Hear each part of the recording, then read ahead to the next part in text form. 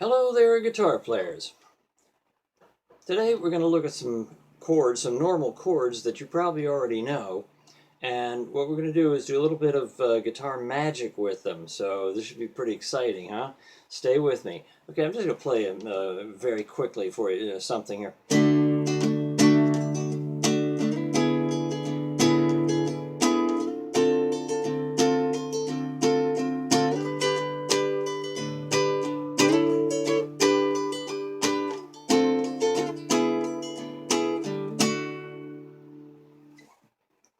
Did you see what I just did? I made all those chord changes without changing the chord fingering.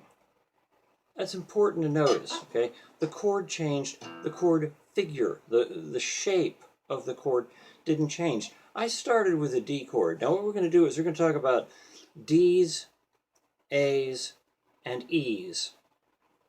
Some minor, some major, but those are the three letter names that we're going to deal with, D, A, and G. And you might say, well, why just those three? Why not some other chords? Well, the answer is very simple, because those chord figures, the D's, the A's, and the E's, all have bass notes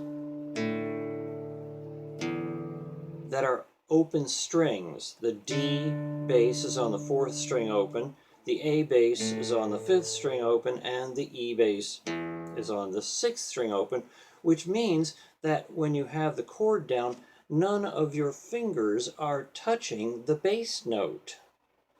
So when you move this figure, this D figure, anywhere else on the fingerboard, the D stays where it is. The 4th string is still open. Okay? Does that make sense? All right. Now, there are major chords and there are minor chords. That's important to know. There are sevenths and there are major sevenths. Now, notice the use of the word major and minor. In the chord, if you want the chord to be minor, you have to say so. A minor, B minor, C sharp minor. You have to say minor. And there's a little tiny M that goes next to the chord name. So when you see B, capital B, small m, it means B minor. And it's always there. If you want the chord to be minor, you have to say so. If you want the chord to be major, you don't have to say so. It's understood. So if you say D, it's a D major. If you say D minor, that's the minor chord.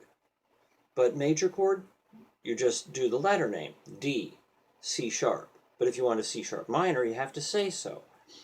When it comes down to sevenths, you have two different kinds of sevenths. Well, basics, two different kinds of sevenths. There's others, but we're only dealing with two right now. One is called 7, and the other is called major 7. Now, the 7 is really part of a minor scale, but in this case, you don't have to say so, because you've said the chord is minor, but you don't have to say the 7 is minor. But the major 7, because major chords, you don't have to say major. In the case of the 7th, you have to say major. So you can have a chord like A major 7. It doesn't mean the chord is major, it means the 7th is major. Because you can also have an A minor with a major 7. Gets complicated that way. But you can also have a major chord with a regular 7. You can have a C7 or a D7. But an A minor 7 has a regular 7 with an A minor chord. Now, to get into the nuts and bolts of that isn't terribly important. I just want you to know that, so that when we start moving these chords, and I start using those terms, you'll know what I'm talking about. If we take the D chord, again, has an open D bass. I'm going to take this D major chord. I'm going to move it up 3 frets. All right, that means, watch. 1, 2, 3. Now, I haven't changed the shape. I haven't changed the strings that they're on. But now it's on, instead of frets 2 and 3, it's now on 5 and 6. I moved it up 3 frets. This D major just became a D minor 7. It did, honest. The notes in this D chord are A, D, and F sharp. Up here it's C, F, and A, and that creates a D minor 7. So again, you take the D, move it up 3 frets, and the D major becomes a D minor 7. And this chord can be a lot of fun. It can replace a D minor chord. So instead of always playing this chord, you can go up and use this chord. If you can take this major chord up and move it up 3 frets and end up with a minor 7, guess what? You can take the A major chord and move it up 3 frets. Now, instead of being on the 2nd fret, everything's on the 5th fret. And this A major just became an A minor 7 because the chord is minor and it has a 7th in it. Don't worry about how it got there. It's already in the chord. All you have to do is play it. For now, if you want to figure it out, there's places that you can go to and teachers that you can find out, what in the world is the difference between the 7ths. And you know what? It won't help you play it. It's just there. Okay, it's called an A minor 7. All right, D becomes D minor 7. A becomes A minor 7, up 3 frets. If we take the E chord, you're going to be surprised. It does exactly the same thing. You're not surprised? Oh, good. Okay, then that means you're catching on. Again, the chord E on the 2nd and 1st fret, up 3 frets, is now on the 5th and the 4th. And it just became, instead of an E major, it became an E minor 7. The major chord became minor, and we added a 7th just because it's a different selection of notes. And these minor 7 chords can substitute for the regular chords. So if you have, like for instance, a G chord moving to an E minor chord, instead of always going there, you can now go. There's an entirely different sound. And it also gives you a little bit different motion on the fingerboard. And people will be impressed. They'll say, "Ooh, where'd you learn that chord?" And you can say, "Well, it's an E minor 7. Everybody knows that, right?" That's because they listened to this lesson. See? Okay. Well, now, that's major chord to minor 7, 3 frets. If we start with the minor chord, we are not going to move it up 3 frets. Because we are starting with a minor chord, this gets really complicated if you want the whole explanation, but trust me on this. If we start with a minor chord, we are now going to move it up 4 frets. Okay, 1, 2, 3, 4. And now, instead of being on frets 3, 2, and 1, we are now on 7, 6, and 5. Isn't that a nice chord? Now this chord turned from minor to a major chord, but we don't say D major. However, just like we add a 7th when we move the major up 3 frets, we're moving the minor up 4 frets, and we add a 7th, but this time it's the major 7. So the minor chord up 4 frets becomes a major chord with a major 7. So when we say D minor becomes a D major 7, the 7 is major. So is the chord, but we don't have to say that, remember? Listen to this a couple times and try it out. You start with a D minor, move it up 4 frets, and you end up with a D major 7. Now, if you start with an A minor, and you move it up 4 frets, instead of being on frets 2 and 1, you're going to go bum, bum, bum, bum, and you are now on 6 and 5.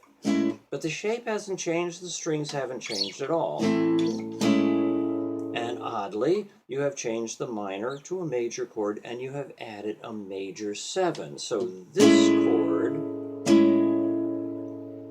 sounds like that. Now, You already know that you can go from an A to a D, and that's a 1 to a 4 chord, okay? Sounds like that.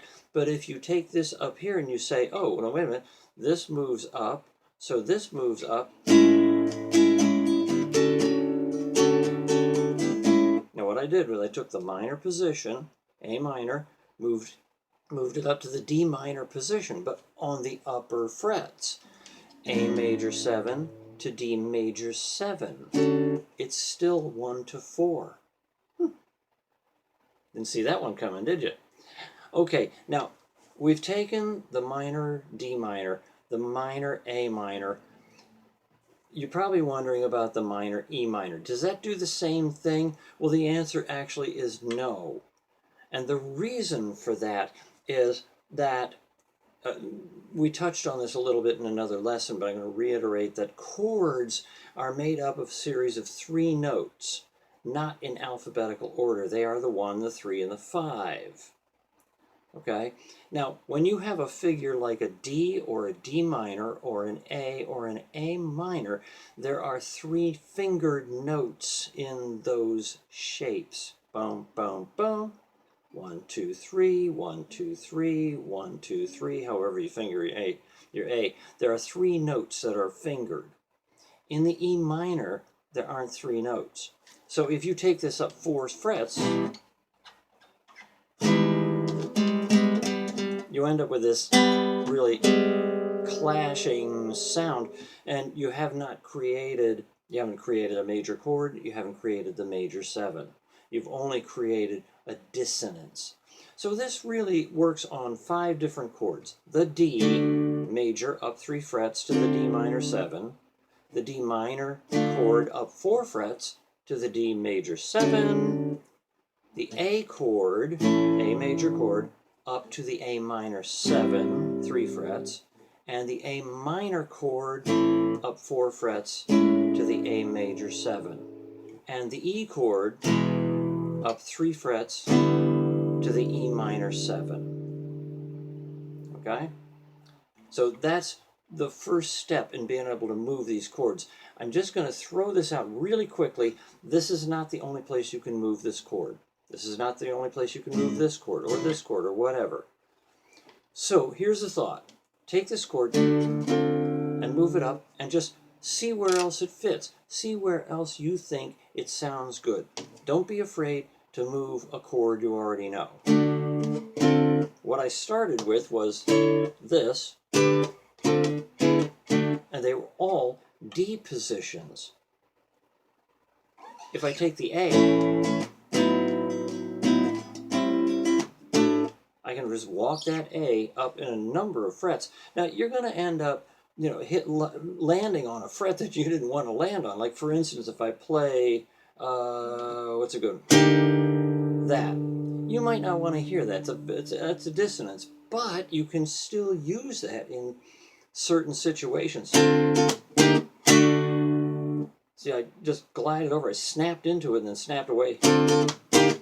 Or it's 2 entirely different sounds, and yet they both work, and it's D shape, 1 fret down, and then 2 to the D, or it's the D minor 7 down 2 frets, and then down into the D. If you go there, that might not be a sound that you want, but you can make it work. So you start someplace, and if you don't like it, move 1 fret one way or the other, or 2. Experiment. That's the name of the game. Take these shapes and this whole idea of moving chords and just experiment. If you can't name the chord, so what? If you can remember where you put it, see there, now that's important. Sometimes the fingerboard is like the Walmart parking lot. You just have to remember where you parked. And in this case, you have to remember where you parked the chord and be able to call it something so that you can remember what the heck it is. All right? Make up a name. All right? As long as you can play it and you remember where it is and you can fit it into whatever it is you want to play. This is a great way to improvise. To just...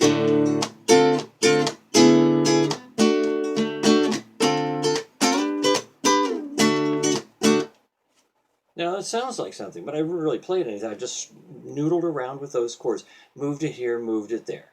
And so, you can do the same thing.